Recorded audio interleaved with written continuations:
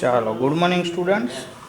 આપણે આગળનો જે નેક્સ્ટ સમ છે, લાસ્ટ ટાઈમ તમને ખબર હોય તો એક પ્રોફેશનલ વાળો સમ છે એ શરૂ કર્યો, બરાબર. તો આજે પણ બીજો પ્રોફેશનલ વાળો આપણે સમ છે એ ગણી નાખીએ. તો ફોર ઇંગ્લિશનો ક્લાસ અને પ્રોફેશનલ્સના જે સમ છે એ આપણે કાઉન્ટ કરી રહ્યા છીએ. ઇલસ્ટ્રેશન નંબર 12 એટલે કે ઉદાહરણ નંબર 12 નો દાખલો અને પેજ નંબર 33 એટલે કે 33 નંબરનો જે પેજ છે એની ઉપર તમને દાખલો આપેલો છે. Mister Patel of Nadiad is a well-known advocate is maintaining his books of account on cash basis. જો ખાસ યાદ રાખજો, તમને મેં આની પહેલાં કીધું હતું કે પ્રોફેશનલ્સના જે એકાઉન્ટ છે એ કઈ રીતના મેન્ટેન થતા હોય, કેશ બેઝિસ ઉપર. ઓકે, એકાઉન્ટ લખવાની બે મેથડ છે. એક mercantile system of accounting, okay, ને સેકન્ડ સિસ્ટમ છે એ કઈ છે તો કે કેશ સિસ્ટમ. તમને બધાને ખબર મર્કન્ટાઇલમાં શું થાય તો કે એમાં credit transaction as well as cash transaction બધા જ રેકોર્ડ થશે.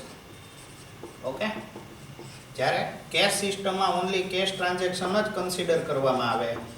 આઉટસ્ટેન્ડિંગ જે ટ્રાન્ઝેક્શન્સ છે એ ધ્યાનમાં લેવામાં આવતા નથી, અથવા તો આપણે એમ કહીએ કે ક્રેડિટ ટ્રાન્ઝેક્શન્સ હોય તો એને કન્સિડર કરવામાં આવતા હોતા નથી.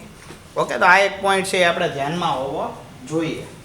ઓકે, વેપારી પદ્ધતિ અને રોકડ પદ્ધતિ આવતી ખબર હોય તો તમને હિસાબ લખવાની પદ્ધતિઓમાં. ઓકે, તો એ બાબતે તમને ધ્યાનમાં દોરવામાં આવ્યું છે દાખલામાં. ઓકે, પછી જુઓ તમને શું આપવામાં આવ્યું, રિસિપ્ટ પેમેન્ટ એકાઉન્ટ. જુઓ, રિસિપ્ટ એટલે કે પૈસા કેટલા આવ્યા અને પેમેન્ટ એટલે કે કેટલા પૈસા છે એ તમે ખર્ચમાં અથવા તો તમે ચૂકવણું કરેલું છે. ઓકે, અને નીચે તમને જે આપ્યું છે એ એડજસ્ટમેન્ટ્સ આપેલા છે. ઓકે, તો એડજસ્ટમેન્ટ્સ છે એ આપણે એક પછી એક જોતા જવા જોઈએ અને સાથે રિસિપ્ટ પેમેન્ટ એકાઉન્ટ છે એ પછી આપણે કન્સિડર કરીએ છીએ. ઓકે, તો તમને બધાને ખબર છે કે આપણે જ્યારે આ પ્રકારે સ્ટેટમેન્ટ બનાવતા હોય ત્યારે આપણે લખી નાખતા હોઈએ છીએ કે computation of income, computation of professional income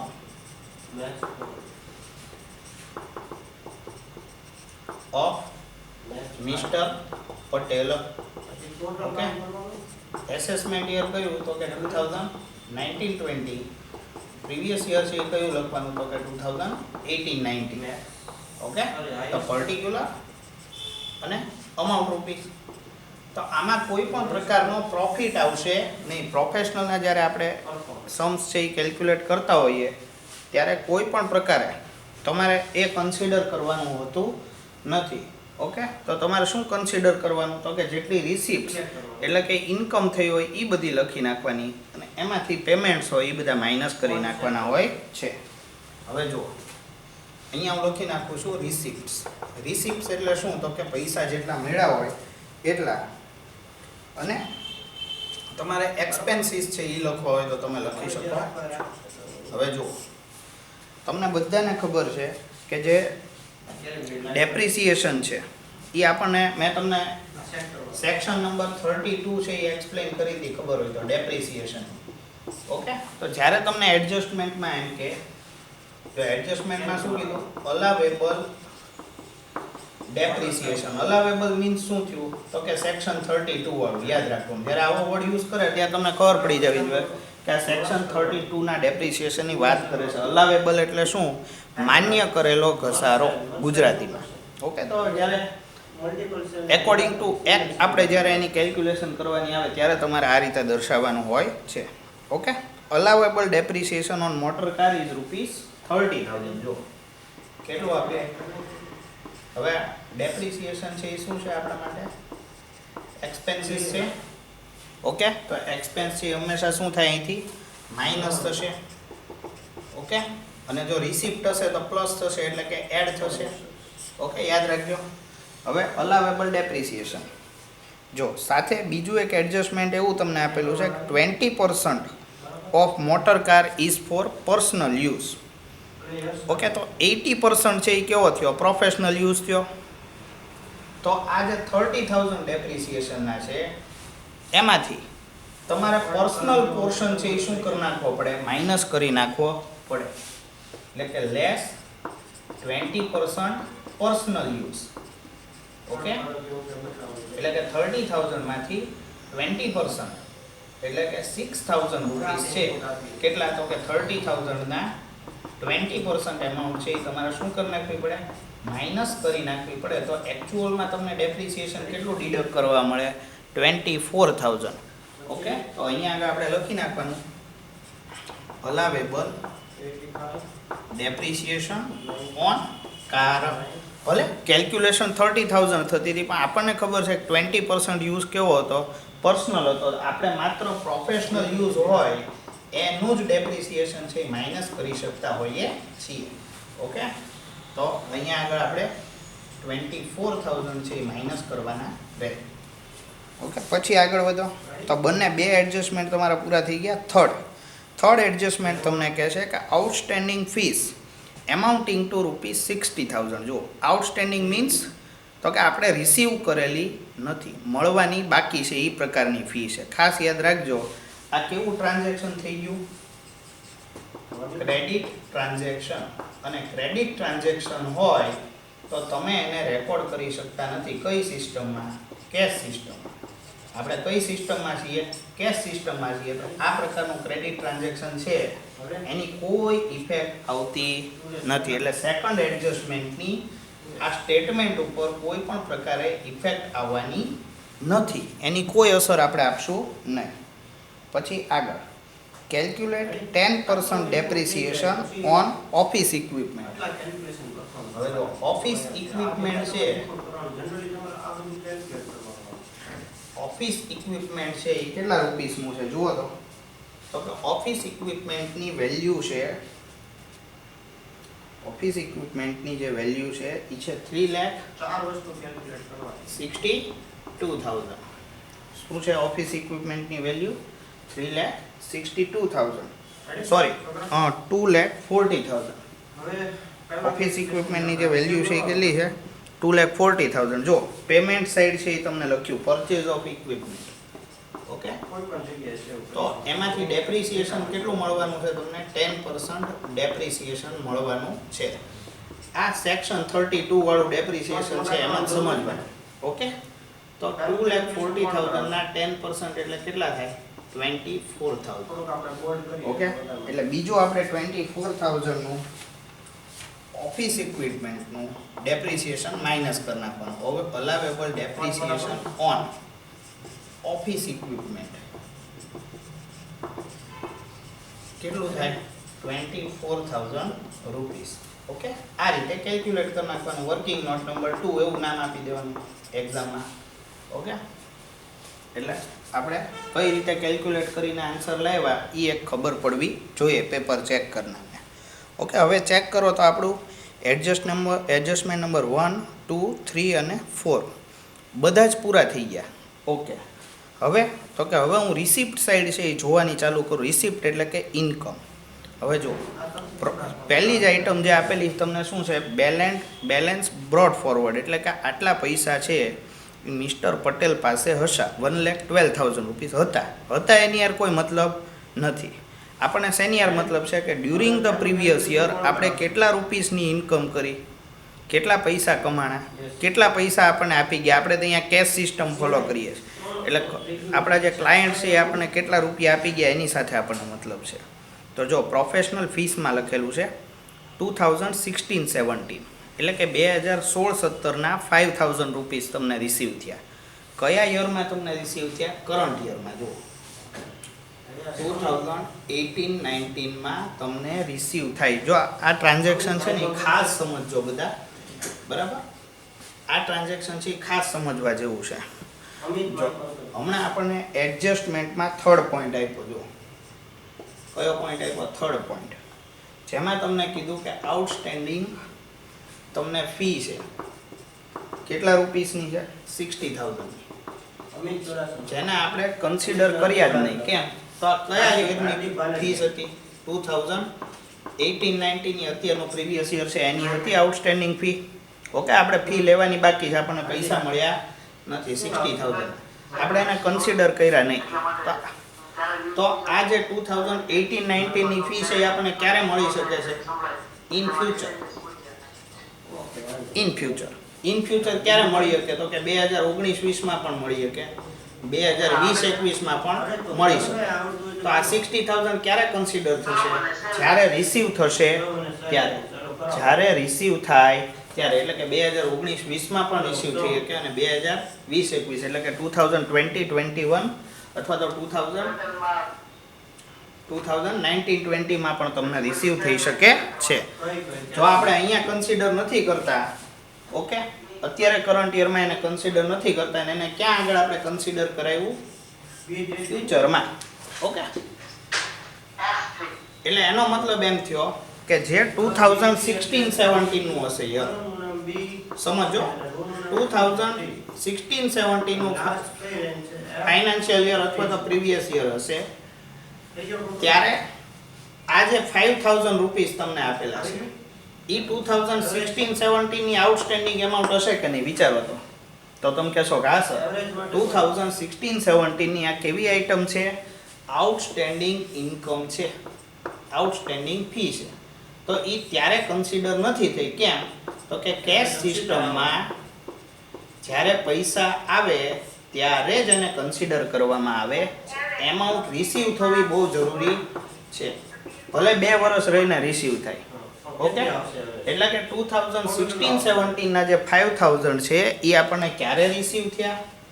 તો કે 2016-17 ના જે 5,000 રિસીવ થયા એ આપણને આ કરંટ યરમાં રિસીવ થયા છે 2018-19. તો એ ટેક્સેબલ ક્યારે થશે? તો કે એ ટેક્સેબલ છે અત્યારના કરંટ યરમાં તે શું થઈ જશે? 18-19માં તમારે કન્સિડર થઈ જશે. ક્લિયર? બધાને સમજાઈ ગયું? ઓકે, તો અહીંયા આગળ તમારે શું કરવું પડે?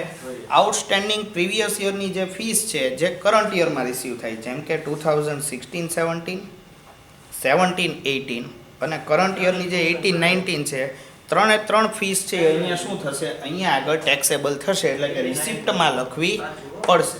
ઓકે, એટલે અહીંયા હું લખું છું પ્રોફેશનલ ફીસ. Professional fees.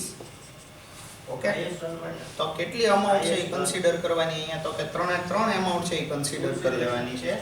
2016-17 ના 5,000 રૂપીસ, પછી 2017-18 ના 10,000 રૂપીસ. કારણ કે એ પણ લાસ્ટ યરમાં શું હશે? લાસ્ટ યરના આઉટસ્ટેન્ડિંગ જ હશે. ઓકે, જે કરંટ યરમાં રિસીવ થયા અને જ્યારે રિસીવ થાય ત્યારે એ શું થઈ જાય? ટેક્સેબલ થઈ જતા હોય છે. ઓકે, અને 18-19 નો જે ફિગર છે એ 21,60,000 રૂપીસ છે. ઓકે, ટોટલ કરવા જઈએ તો ટોટલ 15,000 પ્લસ, એટલે કે 21,75,000 રૂપીસ છે અહીંયા ટેક્સેબલ થશે. ઓકે, પ્રોફેશનલ ઇન્કમ છે આપણી. ઓકે, અને જે પણ આપણી પ્રોફેશનલ ઇન્કમ અને એક્સપેન્સ છે એ આપણે એડ અને માઇનસ કરી શકતા હોઈએ છીએ. ઓકે, આગળ વધીએ. Gift from clients 63,000. જો આપણે લોયર હોઈએ તો ઘણીવાર એવા બધા કેસમાંથી આપણે આપણા ક્લાયન્ટને ફ્રી કરાવ્યા હોય, આપણે કેસ જીતી ગયા હોય અને ક્લાયન્ટને એનાથી ફાયદો થયો હોય, તો ક્લાયન્ટ રાજી ખુશીથી તમને શું આપે? ગિફ્ટ આપે. તો એ ગિફ્ટ છે એ કેવી ગણાય? એક રીતે પ્રોફેશનલ ઇન્કમ જ ગણાય. બરાબર? સપોઝ તમે કોઈ કેસમાં 10,000 રૂપીસ ફીસ ડિસાઈડ કરી હોય, પણ જ્યારે તમે કેસ છે એ જીતાડી દો છો અને સામેવાળો ક્લાયન્ટ છે એ રાજી થઈ જાય, તમને એમ કહે કે સાહેબ લ્યો બીજા 5,000 રૂપિયા, તો બીજા 5,000 રૂપિયા ટોટલ 15,000 રિસીવ થયા એમ સમજવામાં આવે. Okay, that is one kind of professional income જ છે. ભલે ગિફ્ટ આપે, ક્લાયન્ટ ભલે ગિફ્ટ આપે, પણ this income is also professional income. Okay, તો અહીંયા આગળ લખી નાખવાનું gift from clients. Gift from clients. ક્લાયન્ટ્સની જે ગિફ્ટ છે એ કેટલી છે? 63,000. Okay, that is one kind of શું કહેવાય આને? ઇન્કમ જ કહેવાય. પછી આગળ વધો. Loan from clients 1,50,000. જો લોન અને ઇન્કમ બંનેમાં ફેર છે. ઇન્કમ છે એ તમારે કોઈ દિવસ રીપે કરવાની હોય અથવા તો પાછી ચૂકવવાની હોય ન જોઈએ ને. ઇન્કમ મીન્સ શું? આપણે રિસીવ કરવાની છે એમાઉન્ટ, આપણી ઇન્કમ છે. પણ લોન છે એ હંમેશા શું કરવાની હોય? રીપે કરવાની હોય. એટલે લોન છે એ કોઈ દિવસ તમારી ઇન્કમ હોઈ શકે? ન હોઈ શકે. એટલે લોનની અમાઉન્ટ છે અહીંયા તમે લખી શકશો નહીં. ભલે અમાઉન્ટ રિસીવ થઈ છે, પૈસા તો મળે જ તે, આપણે લોન પેટે લઈએ પૈસા તો મળવાના જ છે, પણ આ એમાઉન્ટ છે એ તમારી ઇન્કમની જેમ કન્સિડર થશે નહીં. એટલે this is not your income. એટલે કે 1,50,000 છે એ તમારે અહીંયા લખવા પડે નહીં. ઓકે, એટલે એક પોઈન્ટ એ થઈ ગયો આપણો. ઓકે, હવે જોઈએ તો આપણે રિસિપ્ટ સાઈડ જેટલી છે એ બધી રિસિપ્ટ સાઈડ છે એ આપણે અહીંયા કમ્પ્લીટ કરી નાખી. પછી જુઓ આગળ. હવે પરચેઝ ઓફ ઓફિસ ઇક્વિપમેન્ટ 2,40,000. જો શું પરચેઝ કર્યું? Purchase of office equipment. Office equipment છે એ વન કાઇન્ડ ઓફ શું છે? પહેલા તો કે તમારા માટે એસેટ છે. એસેટ છે મીન્સ આ એક્સપેન્સ કેવો ગણાય? કેપિટલ એક્સપેન્ડિચર ગણાય. કેપિટલ એક્સપેન્ડિચર છે એ આપણને માઇનસ કરવાની મનાઈ છે, યાદ કરો તમે. ઓકે, કેપિટલ એક્સપેન્ડિચર છે એ કોઈ દિવસ તમે પ્રોફિટ એન્ડ લોસમાં પણ ડેબિટ નથી કરી શકતા, અને અહીંયા તમે માઇનસ કરી શકતા નથી. નહીં, માઇનસ કરવાનું નહીં. કેમ? This is a capital expense that wise. Okay, that's why. પછી આગળ વધો. પછી આગળ છે એ મોટર એક્સપેન્સ છે. જો આગળનું એડજસ્ટ, આમાં તમને ઘણું બધું શીખવા મળશે. ઓકે, આગળ મોટર કાર એક્સપેન્સ છે. સપોઝ મોટર કાર એક્સપેન્સ કેટલી અમાઉન્ટ છે? તો કે 1,40,000. એટલે કે 1,40,000 રૂપિયા છે એ મોટર કારની એક્સપેન્સની એમાઉન્ટ છે. ઓકે, તો આપણને બધાને ખબર છે કે મોટર કાર છે એ 20% કેવી છે? પર્સનલ છે, અને 80% છે એ કેવી છે? તો કે પ્રોફેશનલ છે. ઓકે, તો પ્રોફેશનલ એક્સપેન્સ હોય એ જ તમે માઇનસ કરી શકો. ઓકે, તો અહીંયા તમારે મોટર કારનો જે એક્સપેન્સ છે, ઓકે, 1,40,000, એમાંથી 20% જે પર્સનલ છે એ તમારે માઇનસ કરી નાખવાનો. એટલે કે 1,40,000 અને એના 20% 28,000 થશે. તો માત્ર અહીંયા પ્રોફેશનલ એક્સપેન્સ છે એ જ તમે માઇનસ કરી શકો છો. Okay, clear? તમને ખ્યાલ આવી ગયો હશે કે માત્ર પ્રોફેશનલ યુઝ કર્યો હોય મોટર કારનો એ જ તમને માઇનસ કરવા મળે. That is 1,12,000 rupees. તો તમે અહીંયા આગળ માઇનસ કરી શકો છો કે મોટર કાર એક્સપેન્સ કેટલો આવે? 1,12,000 જે તમારે માઇનસ કરવો પડે. ઓકે, તો 1,12,000 માઇનસ થશે. પછી આગળ વધો. નેક્સ્ટ એક્સપેન્સ છે એ છે સ્ટાફ સેલરી. સ્ટાફ સેલરીની એમાઉન્ટ કેટલી છે? 14,51,000. એટલે કે 14,51,000 રૂપિયા. હવે જે સ્ટાફ સેલરી છે એ તમારો કેવો એક્સપેન્સ ગણાય? બિઝનેસ એક્સપેન્સ અથવા તો પ્રોફેશનલ એક્સપેન્સ ગણાશે. આમાં કોઈ પર્સનલ લેવલે તો કોઈ એક્સપેન્સ છે નહીં, તો પૂરેપૂરો એક્સપેન્સ છે એ તમને ડિડક્ટ કરવા મળશે. એટલે અહીંયા આગળ લખી નાખવાનું સ્ટાફ સેલરી એક્સપેન્સ. અને સ્ટાફ સેલરી એક્સપેન્સ કેટલો છે તમારો? 14,51,000. ઓકે, 14,51,000. પછી જુઓ ઇન્કમ ટેક્સ પેડ 65,000. કોનો ઇન્કમ ટેક્સ પે કર્યો? મિસ્ટર પટેલનો. મેં તમને કીધું હતું કે ઇન્કમ ટેક્સ જે પે કરીએ છીએ એ આપણો કેવો એક્સપેન્સ છે? પર્સનલ. ઓકે, પર્સનલ એક્સપેન્સ છે ને ઇન્કમ ટેક્સ. તો ઇન્કમ ટેક્સનો જે પર્સનલ એક્સપેન્સ છે એટલે એ તમારે કન્સિડર કરવાનું નહીં. આ જે 65,000 છે ઇન્કમ ટેક્સના એ તમે માઇનસ કરી શકતા નથી. હવે જે આગળની કેલ્ક્યુલેશન છે આપણે નેક્સ્ટ પાર્ટમાં જોઈએ, કારણ કે વિડીયોની લેન્થ છે એ કમ્પ્લીટ થવા આવી છે.